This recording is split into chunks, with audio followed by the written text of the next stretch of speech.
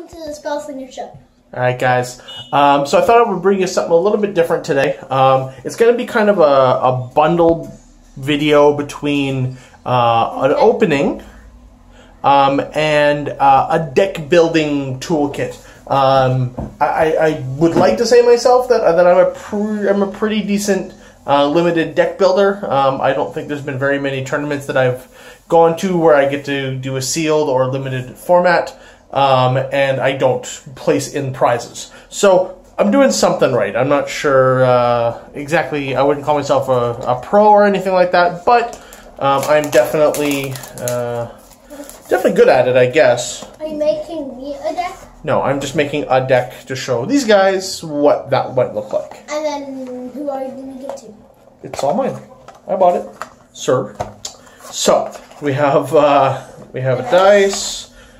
So I'm going to take the packs out. Now, the first thing that I always do is Adorned Pouncer is our foil. So we get one foil rare or mythic per pack. So what I'm going to do is I'm going to start with the Almond Cat. I'm going to divide it up by color. Separate the rares. Can I do this one? And then I'm going to go through them later and figure out what is good, what is not good, what is playable, what is unplayable. Ooh, Cartouche, that is really good. And that's a mixed card. Ooh, that's good.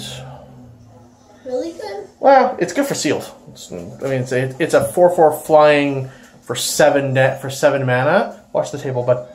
Not great in any other format other than sealed. It's not even great in sealed. Anyway, so we got we have our foil. Our rares are rags to riches. So it's a little bit of removal, which is nice. So for 4 mana, you can give everything -2/-2, which in this format isn't horrible. Actually, that can usually get rid of most of the creatures on the board. Obviously, with Hour of Devastation. I find... Oh, there was only one blue card in that entire pack. Interesting. Fling, Anointer Priest, Spidery Grasp, Blighted Bat, which is flying, which is nice. And it can gain haste. Hooded Brawler is a really, really good card. River Serpent, purely for the cycling. Or if you get it late game, you can cast it and you have a beater. Scorched Sun, it's the land. Consuming Fervor, another split card, and a Scaled Behemoth, and a Harsh Mentor as our rare. So, yes, brother. No, you can't have that. You have like 9 of those things already. You don't need any more. Exactly. So, anyway, so yeah. So far, my blue and my black are very, very light. It's weird that I only got 4 blue and 2 black cards out of 2 whole packs. Obviously, we did get some split cards and things like that, but, oh, there you go. Samut. Not bad. That means there's a good chance I'm going to be playing red-green. So, it's not if I get another bomb rare that's better than this, maybe one of the gods, that's off color than this, I'd have to take a look at what's going to work best. I find that most of the decks that I've made, at least in this block, have been super creature heavy. I'm talking like 18 to like 20 creatures in the deck, and then like 4 to 6 non-creature cards. It's a very battle heavy set. Which means you need to have a lot of people on board to be able to actually survive, turn 5 or turn 6. So, there's a Sunblast. That's a great removal card for white. Wretched Camel is also really good if you have enough deserts. Run as Stalwart is also a really, really good card. There's another desert. Catches Avenger. Whenever you may exert it. Oh, it's a Fog on a stick. Okay. Then we have a Thorn Moloch, without weakness. Nisa's defeat. So good for removal. Not a horrible card in limited. Good, once again, another good removal card for Desert's Hold. But Inferno Jet, I mean, the cycling is great. So which means if you get it in your opening hand, keep it. Cycle it, get rid of it. If you draw it late game, 6 damage to an opponent that could be redirected to a Planeswalker is not too bad. Bend and Sarcophagus. What does this do? You may cast non-land cards with cycling from your graveyard. If a card was cycling, you would put it into your graveyard from anywhere. Put it that wasn't cycled, exile it instead. Interesting. Okay. So I mean, if you have enough cycling, I mean, had I drawn, say, like a Drakehaven in one of my Amonkhet packs, that would be really good. Disposal Mummy. This guy is solid. 3 toughness, for some reason, in this set is actually really, really good. I'm going to try something here with the camera. Sorry. I'm going to try something a little bit different. I'm going to see if I can... Oh, that is really focused out. Alright, let's try that. Alright. It was just a little bit zoomed out. So, anyway, the Aven of Enduring Hope for limited 5 mana for a 3/3 flying, obviously not great. But the fact that you do gain 3 life, and there's not a lot of 3 toughness creatures, or creatures with more than 2 tough, or sorry, yeah, 3 toughness or 2 toughness. So a lot of the times, it can usually get a 2-for-1 trade in by blocking a smaller creature, and at the same time, there's a little bit of a life swing and some evasion with the flying and the life gains. So. Countervailing Winds, Moaning Wall, oh, there we go. There's a great removal, green removal card, where you get to pump one of your guys and have him deal damage. So instant removal in green, and the fact that they don't fight like Prey Upon, this is a really, really, really solid card. Here, let's see if I can. So, I mean, just from what I'm seeing so far, I'm already kind of leaning towards red-green. There's enough beaters in it that makes it worthwhile, but my white's also really good. Personally, I'm a aggro-ish player. I'm not a very control-y player, unless that's the cards that's the only cards that I get. But for the most part, I try and avoid control. I like the aggro-y aspect of Magic. Yeah, I've never been like a blue control player or anything like that. I've never owned that deck. Honestly, I think every Cryptic Command I've ever got over the years has been sold off. So, not my cup of tea, I should say. Imaginary Threats. Default is Strength, which isn't, once again, not great, but not horrible. And then Dunes of the Dead. So, I mean, at this point, the great thing with this set is because the average kind of casting cost is fairly low. Oh, another Sandblast is pretty good. Fireband Archer, if you get enough. Wow, this is a really good pack. I was just about to say, there's not a lot of color fixing.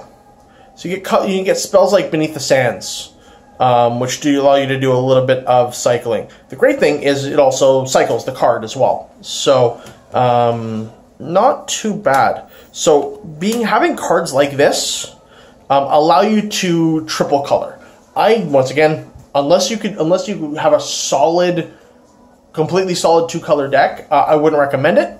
But triple coloring in this block, in this format, is definitely doable. I did it in both of my pre-releases and in my release, or I guess the release with Brother, and it worked out every single time. So, another Unsummon, another Desert, a Manolith. Once again, great color fixing. It's Darksteel Ingot without the Indestructible. Supreme Will. Appeal Authority, another split card, Vile Manifestation, and an Hour of Eternity. So, once again, my black, not overly great. It does have a little bit of removal with the rags. Obviously, I don't really think I'm going to be playing blue. There's not a lot in there. There's a couple unsummons. The Hour of Eternity is good, but by the time you get it online with enough things in the graveyard, you're going to be dead. So, unless you have a way of getting things in there faster, a foil Overcome, that just kind of seals us in green. And a Leave to Chance. Return any number of target permanents to your hand. Okay, that's janky. Anyways, Overrun, pretty much. Solitary Camel, Disposal Mummy, Open Fire, so there's a red removal, a Rampaging Hippo, solid limited card, a Reunification, another Unsummon, another Desert, another Manolith. So that's just reinforcing our triple color idea. The Thorn Monarch, Manticore Eternal. This guy was huge for me in my sealed pools.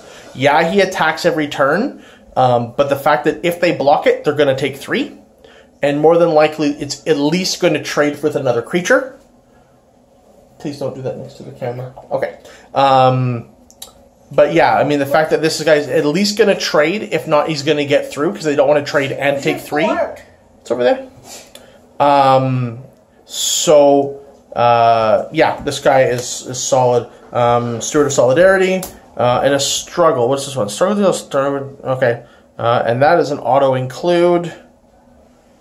Purely just for the red removal. The fact that we're probably going to be playing green is also really solid. So, what does this guy do? Double strike for 2 for 1/1. And it becomes a 4/4 double striker for 5. Not horrible. So whenever I go through my colors, I can pretty much tell you we're not going to play black. So I'm going to take all the black cards. I'm going to take all the blue cards, and I'm just going to shift them off to the side here. I'm going to see if I can zoom out a little bit. There we go. All right, that's better. So,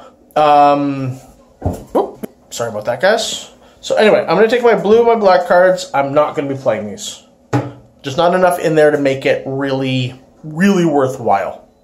So obviously, if I'm going to be playing red and green, which I am, Samut is going in 100%.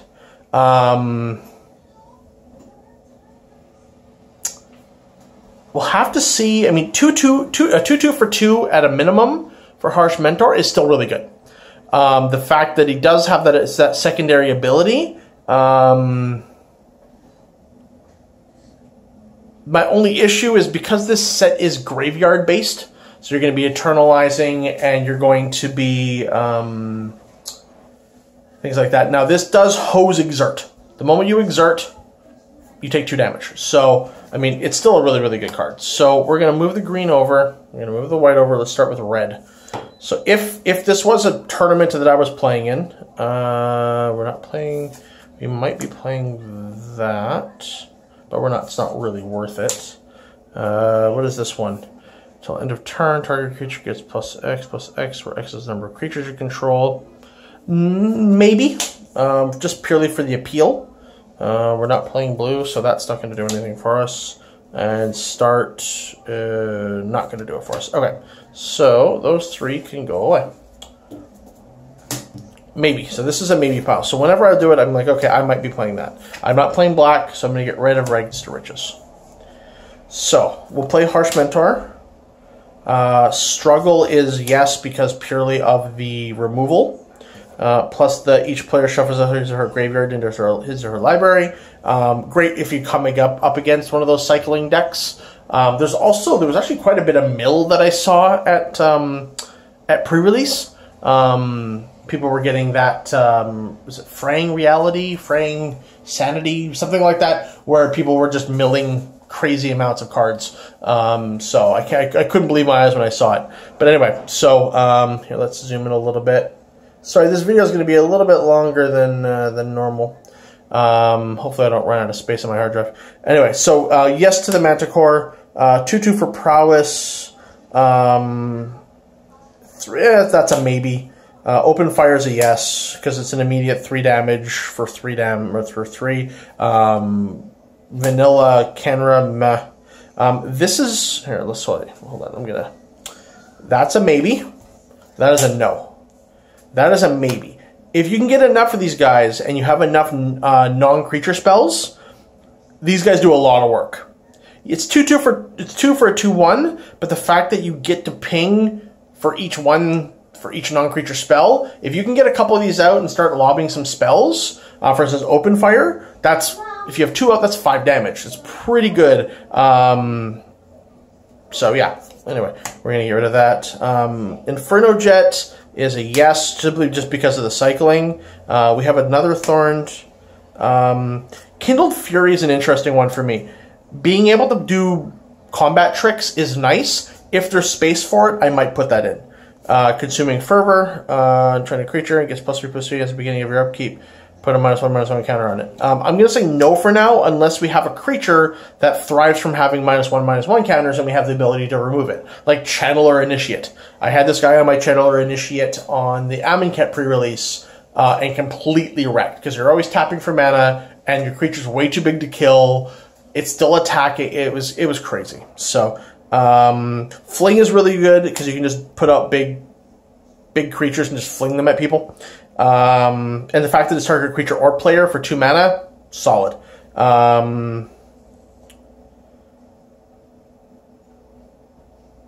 That's a maybe for the Battlefield Scavenger. Hyena Pack, 4 for a 3/4. Honestly, maybe. And then that's a yes. I mean, that's a bomb if we get it late game. It's also card draw if we get it early. So the no's are going to go over here. That's a maybe. I'm just going to quickly look at the lands here. We're not playing black. We're not playing blue. We might need deserts, depending on what else we play. That's black. That's a little bit of color fixing if we go 3 colors. And that's a desert. So we'll see. If we need deserts for things, we will definitely play those. And that is a maybe as well. So, Steward of Solidarity. Honestly, I like this guy, but it's a no.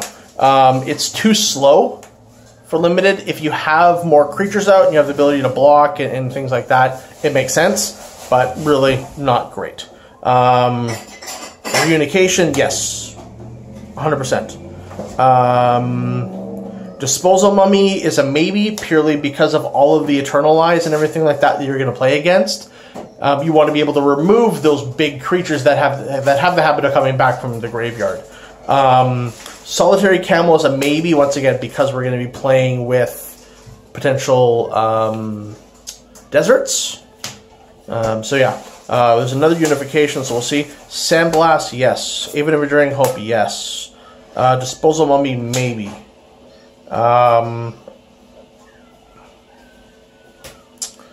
Desert's Hold, yes. Removal is always good. Maybe. Sunblast, yes. Compulsory Rest is a... Yeah, there's quite a bit of removal and control in there already. I would say maybe.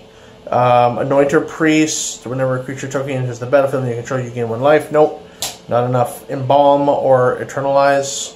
Seraph of the Suns, honestly, not worth it. Impeccable Timing is a yes. Forsake the Worldly. Kids are always hungry. No, I'm going to make quesadilla right now for the So, ooh, quesadilla. And then Mighty Leap is a no. Evasion is great, but that's really for 2 mana, not really worth it. Exit target artifact or enchantment, or you can cycle. Really, once again, not a fantastic card.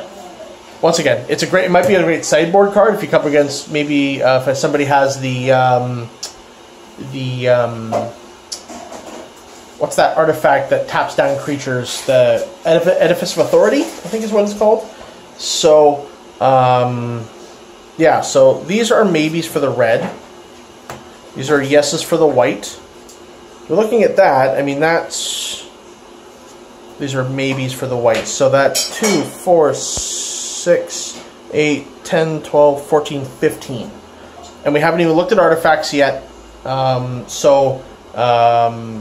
going to be looking at adding another 8 cards from either green or from our maybe piles. So Rampaging Hippo, maybe. Overcome is a yes.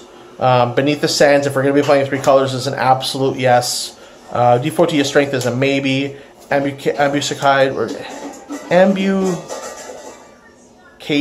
is a yes. Nissa's Defeat is a maybe. There is a lot of green going around the format, so it might even just be yes. Run a Stalwart's going to get in early. Scaled Behemoth is also just a bomb to play late game.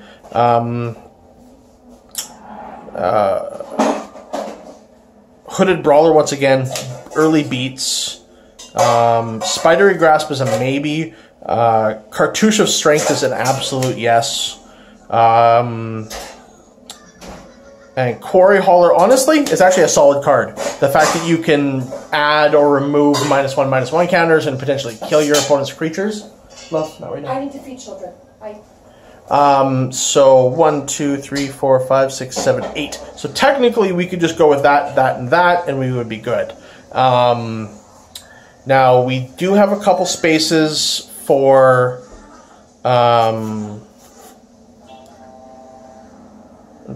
I'm reading the Luxa River Shrine. Nope. Nope. Maybe 1 Manolith.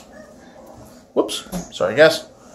But yeah, so honestly, if it was up to me, I would run this as my deck right at the beginning, and then see, like, do I need more creatures? Like, looking at it, we have 1, 2, 3, maybe more creatures. 4. That's a lot of non-creature spells. 5, 6, 7, 8. Yeah, I only have 8 creatures. I might actually look at doing this, but you know what? I've kept you guys long enough. But you guys can kind of see how I would go about building this deck. Maybe the Anointed Pouncer as an extra creature because we are playing white. But yeah, so obviously you want about 15 to 17 creatures, and then 6 to 7 removal spells. So I would probably go through this again and just maybe revisit a couple of my choices as far as adding in, maybe the Devotee of Strength, the Hippo. Maybe the Avenger, having a little bit of, adding in a couple of these guys, Battlefield Scrounger maybe, and maybe even the Molochs. I mean, we got lots of non-creature spells, so the prowess becomes significantly better. So, yeah, I mean, let me know what you guys think. I mean, you guys saw all the cards. What would you guys build out of this? What would you guys have tweaked? What would you guys have, made out of this? Let me know. I mean, once again, this is just my opinion. I'm just one guy. But, yeah, if you like what we do, don't forget to subscribe, like, and share. I do want to thank you guys for tuning in and for staying all the way to the end here. But, yeah, let me know what you guys think. Have a good day, and thanks for subscribing. Bye-bye.